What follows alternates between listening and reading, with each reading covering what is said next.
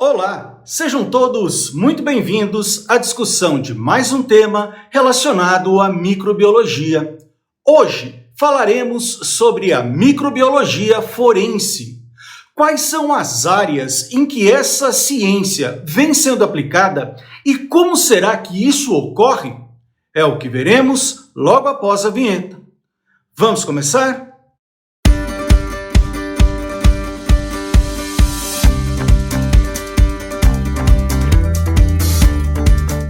A microbiologia forense é o ramo da biologia forense que está ligada a outras áreas, como a bioquímica, a genética, a paleontologia e a biologia molecular. Apesar de ser uma disciplina científica considerada bastante jovem e que basicamente começou a se desenvolver apenas nos últimos 15 anos, existem relatos de que a sua prática já era utilizada há muito tempo. Na Roma Antiga, por exemplo, carniças eram jogadas nos poços com o objetivo de contaminar os reservatórios de água do inimigo. Ao longo do século XIV, durante a epidemia de peste bubônica, vejam vocês o absurdo.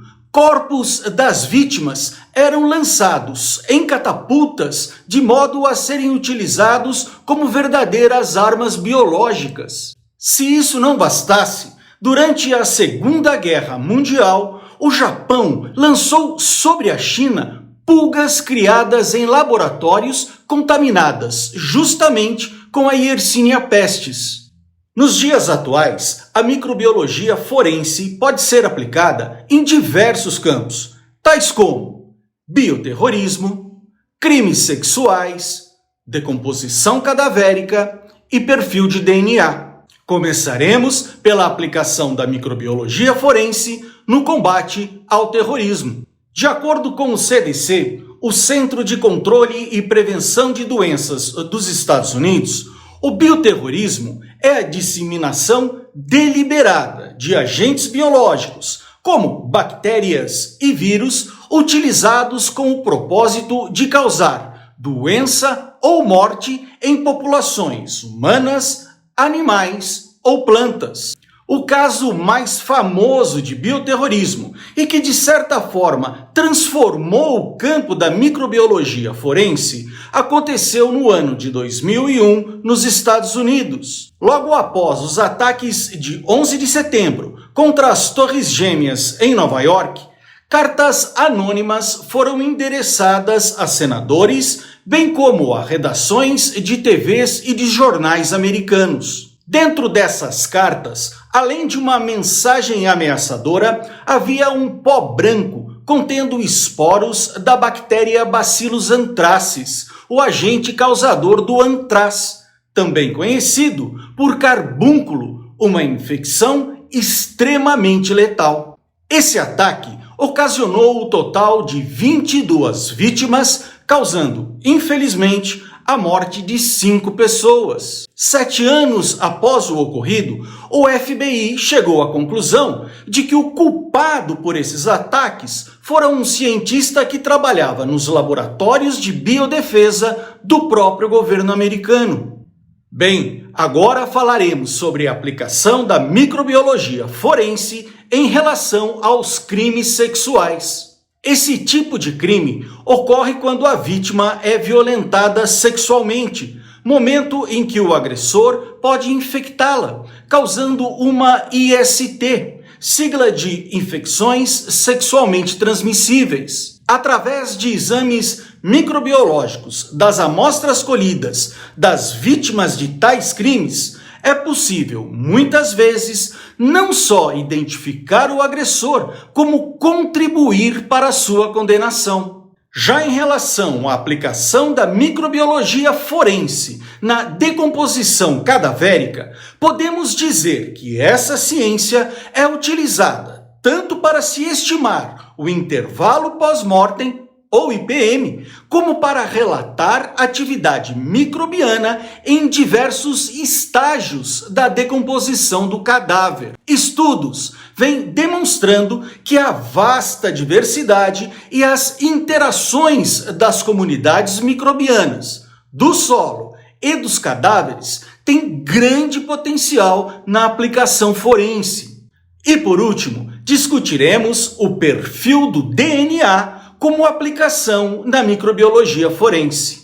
Essa ciência determina o caminho de um surto e a origem de uma determinada cepa utilizada como arma biológica ou como de contágio. Microbiologistas forenses procuram abaixo do mundo visível para encontrar marcadores biológicos escondidos no DNA de toda matéria viva. Esses marcadores, conhecidos como, atenção, microsatélites, identificam padrões no DNA que ajudam a determinar desde a identidade de uma pessoa até a ligação direta entre dois surtos aparentemente distintos de intoxicação alimentar em diferentes partes do país. E eu não poderia terminar esse vídeo sem antes especular o que nos aguarda o futuro. Veja só que interessante. A Universidade de Chicago está desenvolvendo um projeto denominado Home Microbiome, ou microbioma doméstico, que tem por objetivo mapear o perfil microbiano de nossas casas. Os primeiros resultados relacionados ao projeto indicam a rapidez com que nossos micro-organismos colonizam os espaços ao nosso redor. Eles também mostram que esses traços podem ser utilizados para determinar o período em que ficamos num determinado lugar ou mesmo há quanto tempo partimos. O interessante é que esses micro-organismos que imprimimos em nossos lares parecem também carregar a nossa identidade. Esse estudo parece demonstrar que temos uma microbiota única. Deixamos uma espécie de impressão digital de micro-organismos, de maneira que, quando meu dedo toca em uma superfície, além de deixar uma espiral específica de óleo e células, ou seja, a digital tradicional, também deixa uma comunidade única de micro-organismos. Portanto, parece óbvio a existência de aplicações forenses para o uso dessa técnica. É verdade que ainda não se sabe quando esse método de pesquisa estará disponível, mas que ele parece revolucionário, isso eu não tenho dúvida.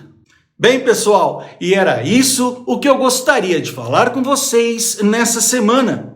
E se gostaram do vídeo, chegou a hora de pedir aquele seu joinha e, se possível, a sua inscrição nesse canal que é nosso e que serve tão somente para propagar conhecimento científico. Vejo vocês em uma próxima oportunidade. Um grande abraço a todos e até mais!